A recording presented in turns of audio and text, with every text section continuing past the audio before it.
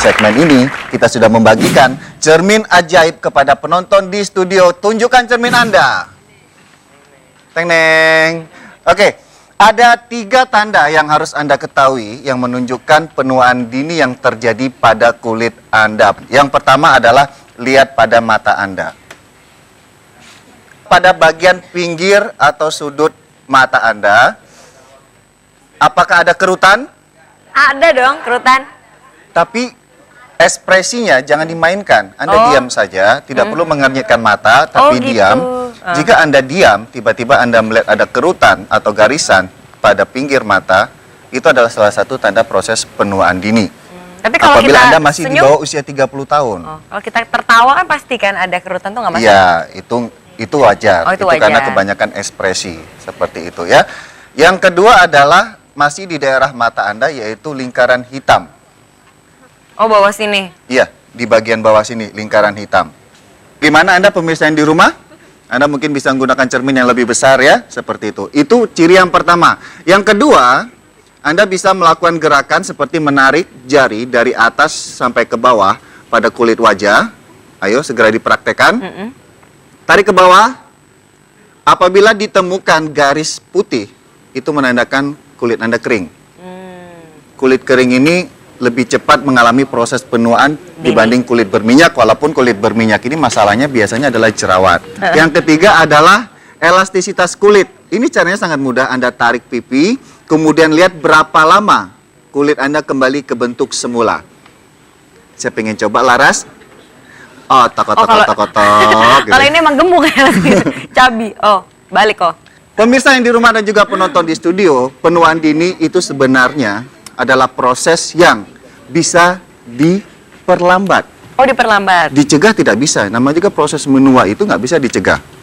Bicara masalah yang mempercepat proses penuaan dini adalah sesuatu yang kita konsumsi sehari-hari dan terkadang sulit dihindari, yaitu gula. Pernah mengkonsumsi gula? Setiap Pasti, hari. ya. Setiap hari. Oke, untuk Anda pemirsa di rumah dan penonton di studio, saya ingin tunjukkan bagaimana efek gula terhadap kulit Anda. Dan saya sudah ditemani oleh seorang ahli nutrisi, ya. Rizal, apa kabar? Halo, baik dok. Iya, Rizal, kenalkan ini Laras. Oke, tadi sudah bincang-bincang masalah gula nih. Nah, ini bicara tadi yang saya bilang bahwa pengaruh gula terhadap proses penuaan pada daerah kulit. Ya, ini saya ibaratkan adalah pada tabung ini. Lihat ya, di sini ada paralon di depan. Ini adalah serat kolagen, serat elastin yang membangun struktur kulit Anda sehingga terlihat elastis. Seperti itu. Di bawah ini, bola-bola kuning ini adalah konsumsi gula yang terjadi terus-menerus. Sehingga posisi ini, ya, jadi ini bicaranya ini lapisan kulit atas nih. Anggap ini sarung tangan saya ini yang huruf G ini gula. Apabila ini terjadi terus-menerus, ya, dia akan menurunkan fungsi dari serat kolagen. Saya tarik ya, paralonnya. Ini terjadi bulanan, misalnya seperti itu ya. Saya tarik lagi. Nah, kulit bagian atas yang awalnya rata, ini akan melendung ke dalam. Ya, seperti ini. Iya. Nah, inilah awal dari yang namanya kerutan. Oh, kerutan. Jadi ya. kerut di usia yang tidak seharusnya. Ini bisa salah satu penyebabnya adalah konsumsi gula. Apa expert dari Rizal, dampak konsumsi gula yang berlebihan itu apa aja? Efek yang paling menakutkan sebenarnya dari gula adalah penyakit degeneratif sebenarnya. Mulai dari penyakit jantung ataupun penyakit diabetes. Penyakit di usia tua. Benar ya? sekali. Oke, Ya. dan itu dialami di saat usia masih muda. Masih muda. Dikarenakan konsumsi gula yang berlebihan. Nah, bicara masalah konsumsi gula, ayo Laras, Rizal, kita ke meja ini. Dan juga untuk Anda penonton yang di studio dan di rumah, kita tidak bisa menghindari gula. Bagaimanapun yang namanya ibu-ibu rumah tangga, Anda bertanggung jawab dalam menyajikan menu seorang ibu makanya pastinya, itu. ya. Saya Untuk penasaran keluarga banget. tercinta. Betul. Ya. Ini ada berbagai macam gula. Ini selalu menjadi pertanyaan. Ya. Yang paling bagus yang mana? Yang mana Ya, tuh? itu harus sering-sering. Nah, itu dia. Nah, banyak orang menyangka teman-teman saya pikirnya yang paling bagus adalah ini. Gula merah. Kalau kita lagi di kafe atau di mana biasa ada brown sugar, ada white sugar. Oh iya, Oke, betul. ya benar. Tapi di dalam klasifikasi gula, brown sugar ini termasuk kadar gula 97%. Itu ada tingkatan. Pertama adalah brown sugar, itu ada 97%. Setelah itu ada yang kita kenal namanya madu. Madu itu dia berada di 80%. Oke. Nah, ini kan namanya gula alami ya. Ini adalah jenis gula alami. Nah, gula alami ini, kecuali ini adalah gula sintetik atau gula buatan. Ya, ini gula pemanis Nah, ya. Pemanis kalaupun ingin konsumsi gula alami, yang paling baik adalah sebenarnya ada gula tebu. gula tebu. Karena gula tebu hanya mengandung sekitar 55% dari kadar Oh, gula. paling rendah bagus ya. dong itu ya. Bukan paling bagus sih sebenarnya. Semua bisa jadi bagus, yang penting kita Takarannya. takarannya. Iya, seperti Takaran itu. saja. Nah, ini ada gula sintetik. Nah, gula buatan ini paling banyak dan paling bagus adalah dikonsumsi oleh orang dengan Diabetes. pastinya diabetes, karena dia tidak akan dimetabolisme dalam tubuh. Oke. Dia memberikan rasa manis, tapi tidak akan dimetabolisme dalam tubuh. Metabolisme dalam tubuh itu dalam proses lambat, cepat, atau istilahnya dia langsung dirubah jadi kalori. Dia akan dirubah jadi kalori, Langsung tapi energi itu pun ya? kalorinya sedikit. Sedikit ya. Ya. Takaran per hari, Zal, Ya, untuk kebutuhan gula. sebenarnya untuk kebutuhan gula kita Indonesia agak beda ya dengan American Heart Association itu. Mereka untuk perempuan berikan batas 26 gram sehari.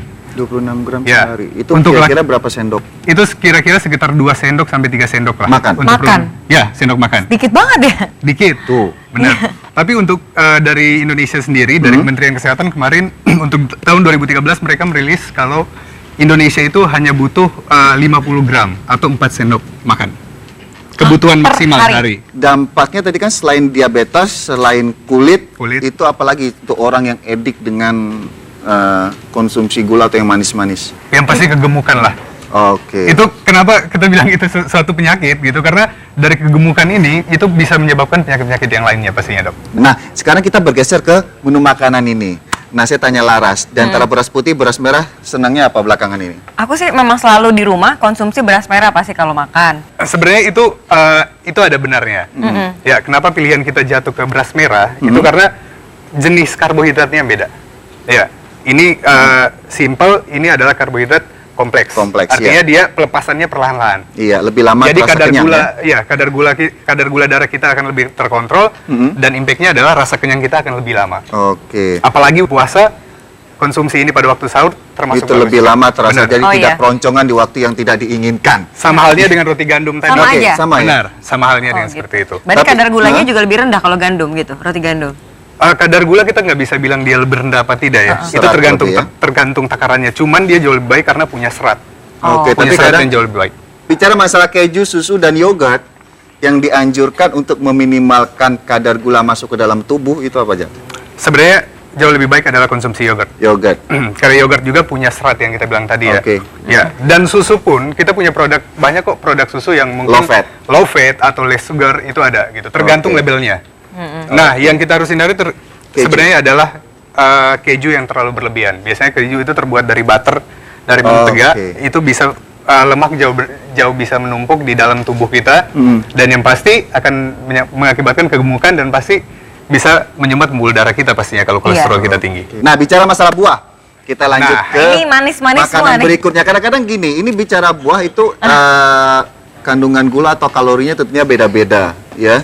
Banyak orang yang tidak menyadari ya, atau tidak, mereka biasa menyamakan antara buah gitu. Saya diet kok, saya konsumsi buah, Buah. tapi kok nggak berat badannya nggak turun-turun gitu. Iya. Iya. Gulanya tetap gitu loh. Jadi gini, anggur ini dengan sangat menyesal adalah anggur adalah buah yang paling punya kadar gula yang paling tinggi. Kalau dari urutan nih ya, kalau Nah, kita bicara anggur. urutan yang sehari-hari, yang paling rendah sebenarnya adalah buah blueberry sama strawberry. Oh, stroberi. Itu dalam 100 gram dia cuma punya kadar sekitar 4 gram. Oke. 4,6 gram. Sedangkan anggur itu sendiri punya 16 gram. Oke. 4 kali lipat dari stroberi yang tadi. Nah, dianjurkan yang sebenarnya adalah pilihan ya. Pertama adalah pilihan dan kedua adalah takaran. Takaran, oke. Nah, yang paling dianjurkan adalah 2 cangkir maksimal dalam sehari. 2 cangkir buah. Misalnya sana nih pisang punya 10 gram ya. Pisang itu dipotong-potong jadi 2 cangkir. Itulah anjuran dari Itu mereka. maksimalnya ya untuk dikonsumsi. Apel, pir, Oke, apel berada di 10 gram. Setelah apel yang paling sering kita konsumsi adalah pisang. Pisang itu berada di 14 gram dalam 14 100 gram. Tinggi juga ya. semangka, Semangka lebih tinggi sedikit daripada pisang. karena lebih banyak rumor bahwa orang yang diabetes itu semangka dilarang sama sekali. Benar sekali. Ini bicara masalah konsumsi gula. Nah, solusinya untuk orang kecanduan yang suka manis-manis. Oke. Ya, solusinya yang pertama ya kita harus lihat label pastinya ya. Karena sekarang orang nggak terlepas dari yang namanya praktis, Dok. Nah, kita udah tahu kan, sebenarnya gula 50 gram. Label makanan di sini ada 8 gram. Berarti kita masih punya sisa 42 gram untuk selanjutnya.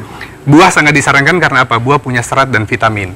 Ini bisa membantu untuk, terutama untuk orang yang lagi diet. Tapi yang seperti kita bilang tadi, itu buah juga harus ada batasannya. Intinya adalah menjaga batasan-batasan makanan tersebut. Oh, yang penting dalam sehari 50 gram aja gitu ya, kita hitung. Harus agak rumit dikit lah sebenarnya. Agak capek sih ya, Agak dikit capek. nyatat dulu, oh ini Itu udah benar. berapa. Iya Karena gitu. ada istilah sehat itu mahal. Sebenarnya bukan mahal di price, ya, bukan di Bukan harga, mahal. tapi mahal di mana kita memanage diri untuk berani meluangkan waktu menghitung-hitung apa yang sudah masuk ke dalam tubuh. benar Itu sekali. yang membuat itu mahal. Nah, itu tadi pemirsa pembicaraan kita mengenai dampak konsumsi gula berlebihan tidak hanya terhadap kulit Anda, tapi juga pada penyakit-penyakit degeneratif atau penyakit yang biasanya diderita oleh orang tua tapi terjadi pada usia yang tidak seharusnya.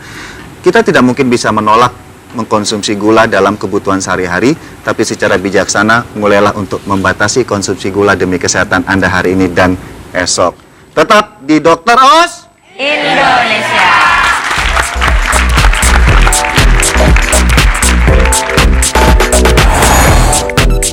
Benarkah suntik vitamin C bisa meningkatkan daya tahan tubuh dan mencerahkan Bahwa kulit? Vitamin C itu untuk lebih memutihkan. itu yang keliru ya. Sebenarnya keliru ya. Keliru. Iya.